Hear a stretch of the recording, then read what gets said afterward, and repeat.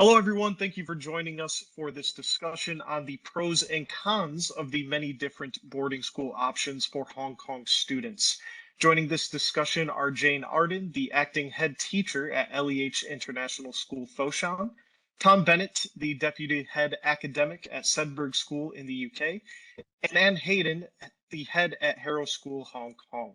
Moderating the discussion is Ruth Benny, the founder and head girl at Top Schools. I will pass it over to Ruth to dive into the discussion. Thank you, Clark.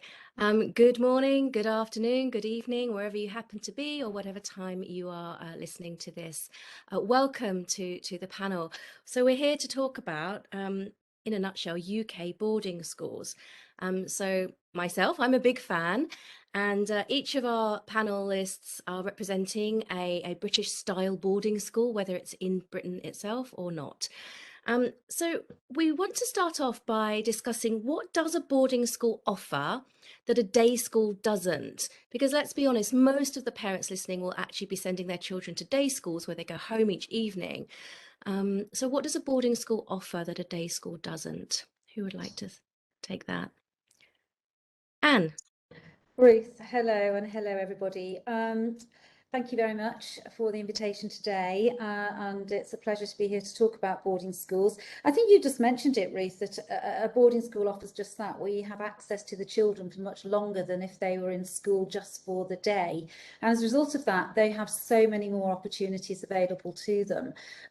They can concentrate on their prep, their homework, and they have access to academic tutors who can help and can support them with that. They can be immersed in a whole range of activities, extracurricular activities after school, again in the evenings. And I think that they learn so much more and develop as people. Their characters develop in so many different ways. They can learn to be tolerant. They're living with different people from different nationalities. They need to be resilient, which is a quality that we know after the last 2 years is so important. They have to take responsibility. There isn't somebody there to pick up their clothes off the floor and to help them tidy their room.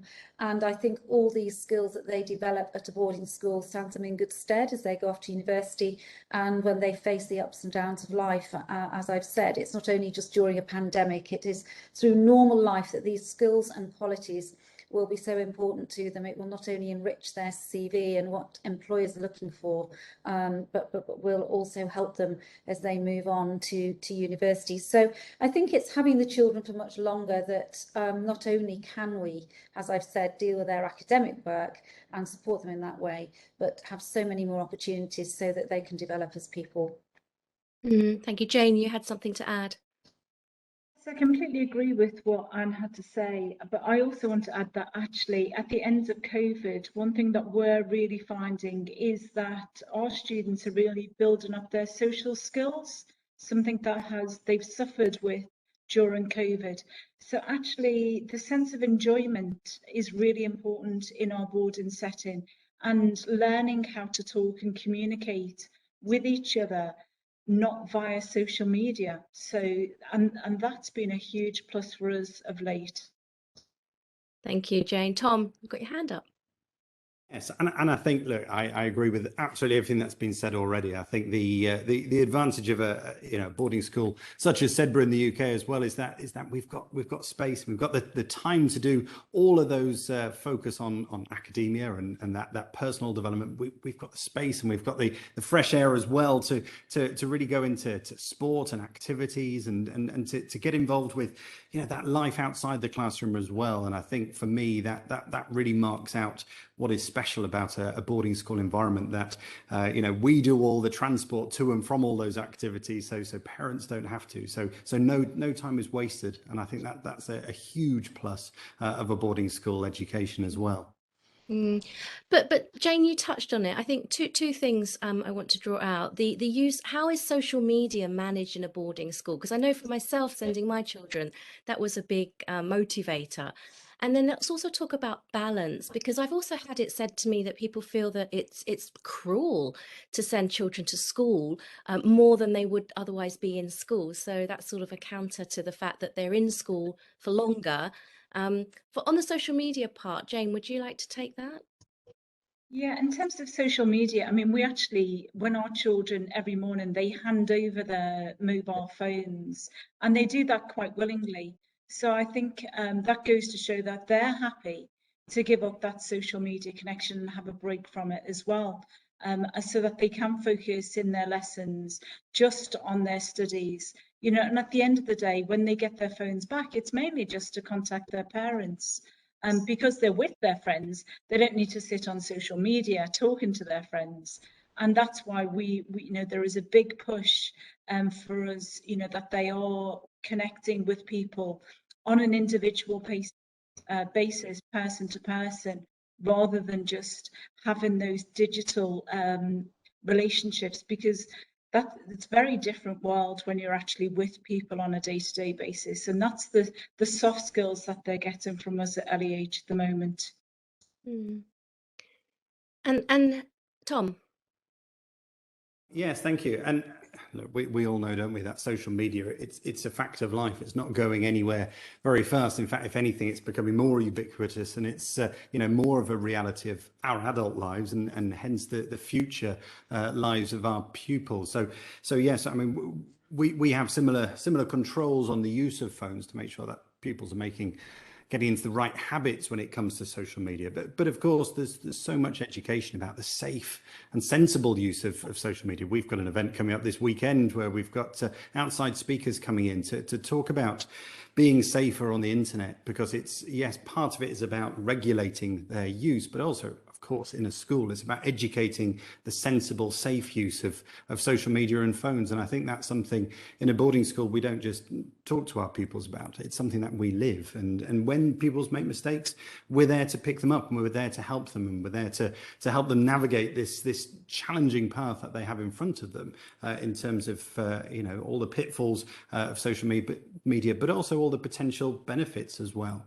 How about the idea that, you know, children should not be in school for as long as you know, the whole half term or the whole week? Anne, maybe would you take us through like a typical day to, you know, there is a lot of balance built into the day. I know that at Harrow. Absolutely, Ruth. And I think if you would talk to our boarders, they would say that they have a lot of fun as well. Something Jane picked up there, which I think is really important to them. They get up in the mornings, they shower, go down to breakfast. Pupils, they have a full day of school at Harrow. We're in school from 8 o'clock in the morning till 4:30. There are regular breaks. At 4:30, they then can get involved in co-curricular activities. They will have a supper together, prep time, and then again their downtime with their friends. You might find if you go to a house that some of them are reading, some of them will be playing the piano, some of them will be just sitting and chatting, some will be playing snooker, table tennis, out kicking the ball on the Astro, in the swimming pool, having fun in the sports hall, in the drama studio, playing and practicing their musical instrument. There's a whole range of activities for them to do, which they can get involved in, or they can simply have some time just relaxing and being together. With regards to contacting their parents, they have regular contact with their parents and their extended family, and they can do that every day. We're a weekly boarding school here at Harrow, so our pupils arrive on Sunday evening, they go home on Friday evening, and so they're fully immersed in school and spending time with their friends and in activities, and then they can still spend time, as I've said, with their families at the weekends. And I think it's a very good model. I believe that parents should have an influence in their children's lives. So the model that we've got here suits many families very well here in Hong Kong. But as I said, if you speak to our young people, I'm sure they confirm that they have a great deal of fun and they absolutely love it. So thank you. If parents are now thinking, maybe I should explore boarding school a little more in depth, what should they be looking for in their children? What are the signs that their children might be ready for boarding school? And can we tie that in with what is the appropriate age for them to go to boarding school, if there is such a thing? Who would like to take that? Jane? Yeah, I mean, I think, you know, we begin our boarding at the age of 8, and it's surprising how young that might sound, but actually the children really love being part of the boarding school at such a young age. It builds that sense of family. And looking as a parent myself with 2 children at boarding school, I look for a really strong pastoral system. So look for a school that's got a house system, look for house parents who, you know, maybe have children themselves at the school, or, you know, like myself, have sent their children to boarding school. So they've got that full empathy. Look at the type of child, what kind of rooms, do they have single rooms or shared rooms? Our younger children, you know, are in shared rooms. Our older children, they need more time to study, so they've got rooms, double rooms and single rooms, which give them that sense of space and privacy. Look, you know, for a matron in, you know, who's involved. Look at the pastoral system, you know, in terms of what kind of events do they hold. Things like diet, you know, that's really important to families. How do they cater for what kind of meals your child might like, and, you know, are they fussy eaters, or, you know, other dietary requirements, all those little things that they have at home. You know, what kind of contact they have with the outside world. Do you want your child, you know, just not, you know, having no contact at all, or do you want weekly boarding, or do you want, if you need full boarding, what events do they put on for the full boarders? You know, is their day too packed at the weekends? Is there no downtime? You know, so look for that balance of things that you would expect them to do in a normal home, but actually they're there at school. So, you know, all of those things are really important to a parent looking. That's the type of thing that I looked for my children. And if we're looking at our child, like, what would be the signs, or what sort of conversations would we be having with the children to establish whether or not they're ready, and at what point they might be ready for boarding school? Because not all children are suited to boarding school, and we'll get to that later. Yeah, I mean, in terms of being ready, you know, some of them, you know, the decision might be, parents might be thinking, well, maybe this, you know, will help them to socialise. So that's a conversation, you know, if they are, you know, children, you know, that aren't very well socialised, how will the school support them in that, and have an open and really positive conversation with the child about the challenges of boarding schools, and how the school will help them to develop, because sometimes that's the whole point. They're going to be put out into situations where they will meet challenges, but having those positive relationships with, you know, with the staff, also thinking about how as a family you will support them, so that's, you know, so that they don't feel abandoned by the situation is really important. And just acknowledging, you know, that they will be nervous, but there are systems in place to help them, and that other children have gone through that themselves, and, you know, there may well be a buddy system. We have a buddy system in place, and we're very careful to match the different types of children, so that they do feel supported when they start. Thank you, Jane. Thank you, Jane. Anne, you had something to add? Yes, I think, Ruth, you know, it's really important to reassure parents and the children that our schools have very experienced staff who have managed to transition from day pupils to boarders, and Jane's already touched on it. We've got house parents, we have got matrons, there are gap tutors often attached to the boarding house, there are tutors, there are prefects, there are buddies, shepherds as we call them at Harrow, and to just be reassured that there are people there to support the young people and the parents, because this is a big change often for the parents as well when they then send their children. I think it's about getting them genuinely excited about going into boarding, and it may be visiting the website and taking virtual tours, maybe talking to young people and children who are already in the boarding school, attending taster days, sleepovers when we're able to do so, and just ensure that they can look forward to it, and that there is a safety net in place and there is support in place should they need it. I often think that it's actually the parents that need more reassurance than the children. Handing their children over is huge for the parents, whereas the children are often really keen, get into school, get into boarding, spending time with their friends, and they often settle into it very, very well, but the parents can be anxious. But at all our schools, I know that the staff there are incredibly experienced and familiar with this situation, and are just there to help in any way they can. That's very true about the parents. Tom. Yes, thank you. I think, look, everything's been covered in lots of detail there. Some brilliant advice. I think from a UK boarding school point of view, I think one of the things that we get a lot of parents asking us about is that experience at the weekend, because there are many boarding schools with lots of different models.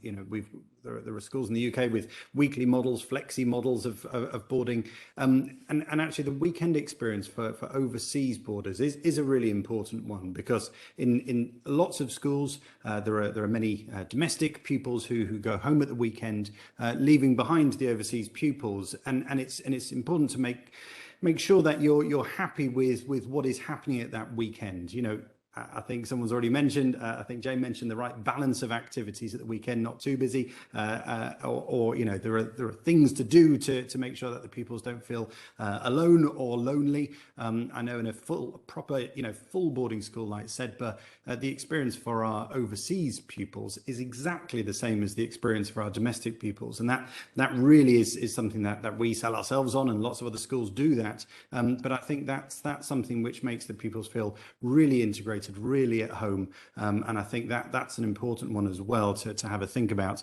And I think Anne's already mentioned the real benefit of getting that taster session. You know, if you're able to come over to visit a school, to have your son, your daughter stay overnight in a boarding accommodation, quite frankly, that's the thing which often makes the big difference. Seeing, you know, you can read the prospectuses, you can see the websites, but actually coming to live that experience, that's where the excitement really builds. And so for us, that is massively important. But I think, as Anne said as well, and I think we all agree, that parental involvement is crucial to make this work, and building the relationships, not just with the admissions department, but with the house parents, the house staff, and the teachers involved.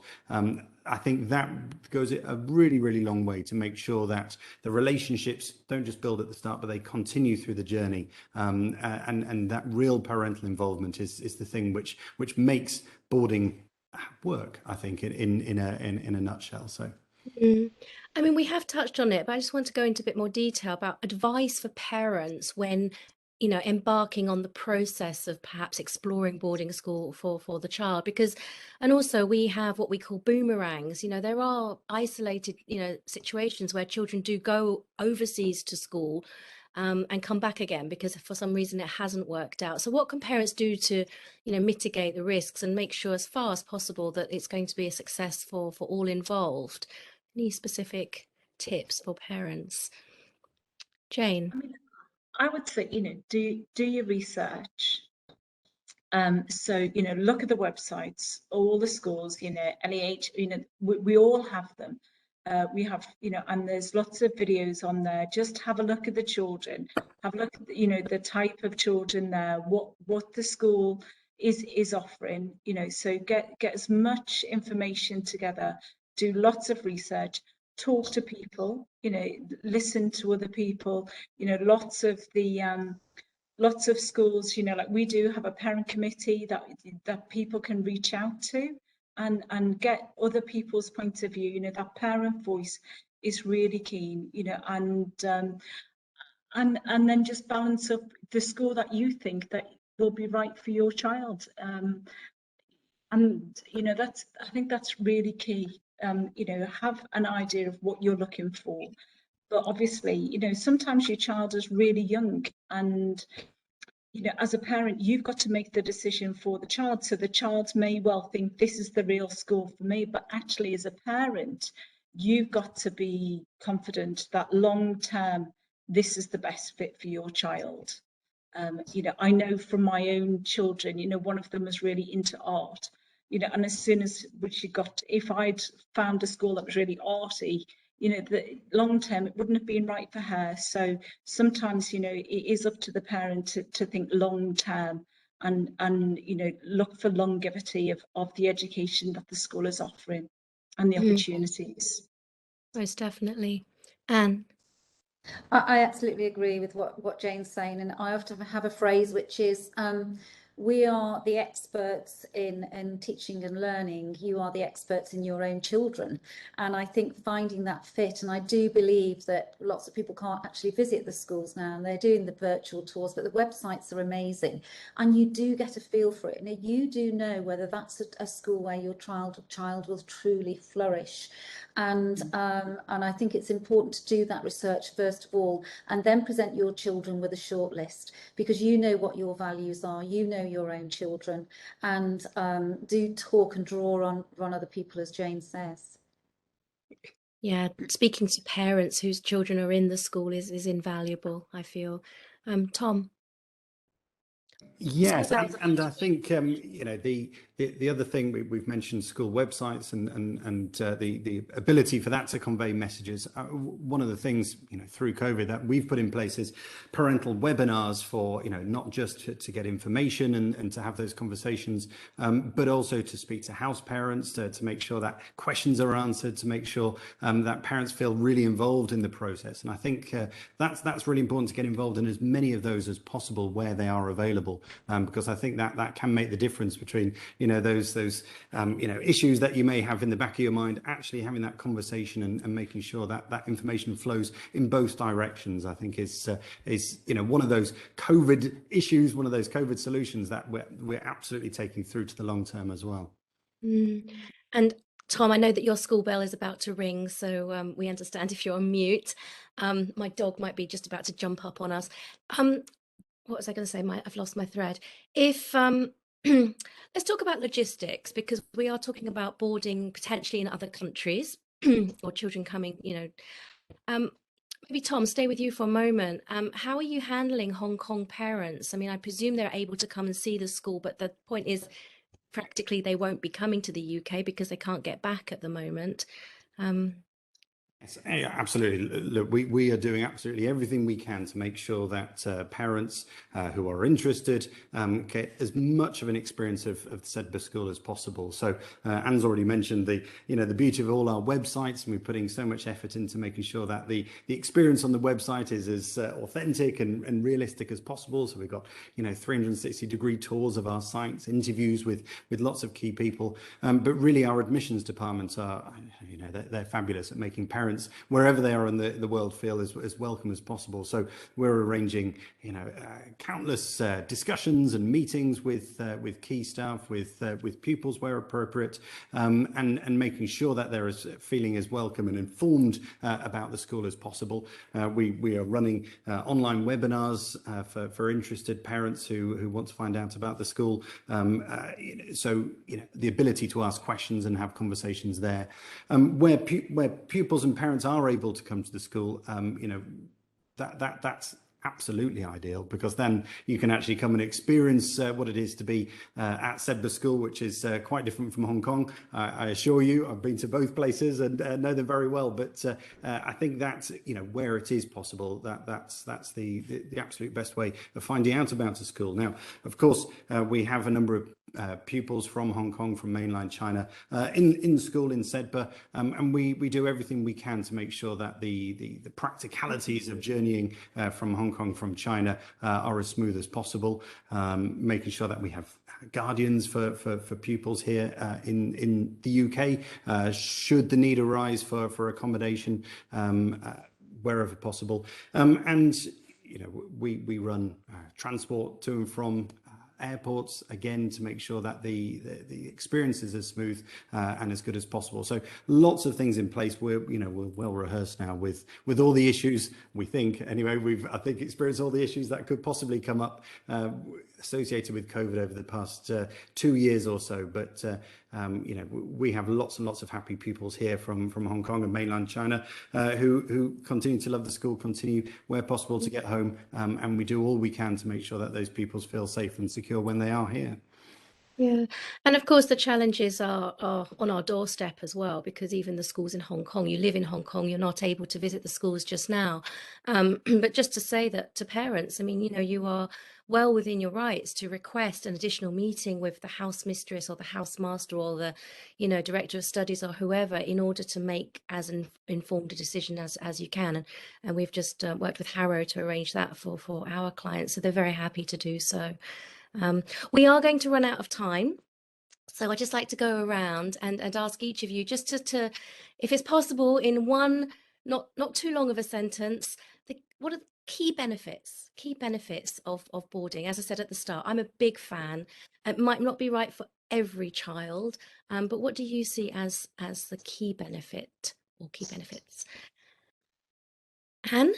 Would you like to start? I just go back to what I said right at the beginning, Ruth. I think it just opens so many opportunities to young people for them to be stretched and challenged academically and get the very best academic results that they can, but for them to have the space to develop independent and to live comfortably with themselves and with other people. And I think if we think about employability and we think about the world that they're going to be living and working in, it's something that we can't possibly envisage. And those qualities are going to mean that they are the differentiators, and that they will go far in life, because this is a journey to self, and it's a really special one. I like that, journey to self. Thank you, Anne. Tom? Thank you. Yes, our pupils here at Sedbergh are happy, fulfilled, excited and engaged pupils. And I think really it's a boarding school environment. It's having that time, that space, but also to make sure that the pupils are cared for. They're in a safe, secure environment. We're stretching them and pushing them academically, but we give them that time and space to extend their opportunities outside of the classroom, and really to make sure that they have a truly global perspective on the world. We are here in Sedbergh, we have countless nationalities and making friends and making connections across the world, and I think that's something really, really quite special. So for me, a boarding school opportunity is something that I wish I had as a pupil, but I've been in boarding environments now for the last 15 years, and quite frankly it's something I'm totally committed to. I know the pupils that we have thoroughly enjoy their experience here and go off to universities around the world, really maximizing their potential. Thank you. And Jane? I just, yeah, I mean, everything's been said, so I will just add something that's really important. I think for parents, it's if you can offer your child the chance to go to a boarding school, I don't think you'll regret it at all. You're offering them a world of opportunities. It's a joyous education. It's a safe and protected education where they're getting every opportunity. We've just heard, if only, we are the educators of another generation, and we're giving them everything that we possibly can to enable them to go out into the world, having had a really happy childhood and, a fantastic education. So, if parents, it is value for money. It really is, and some people might, find that hard to believe, but I know as a parent, that I have no regrets, and it really has been the best thing I could offer my children in terms of what type of school they have gone to. Both of them have loved every minute of it. Thank you. I agree. I think as a parent myself, I feel very privileged to be able to send my children to school, and my children are all the better for it. They both go to different boarding schools, and they both love it. So thank you to my panelists. Thank you to Anne Hayden from Harrow International School Hong Kong, Tom Bennett from Sedbergh School in Sedbergh, UK, and to Jane Arden from LEH Foshan. Thank you, all of you, for giving up your time. For the parents, we'll put all of the contact details of the schools in the notes below or the accompanying links. And thank you for your time. Thank you. Goodbye.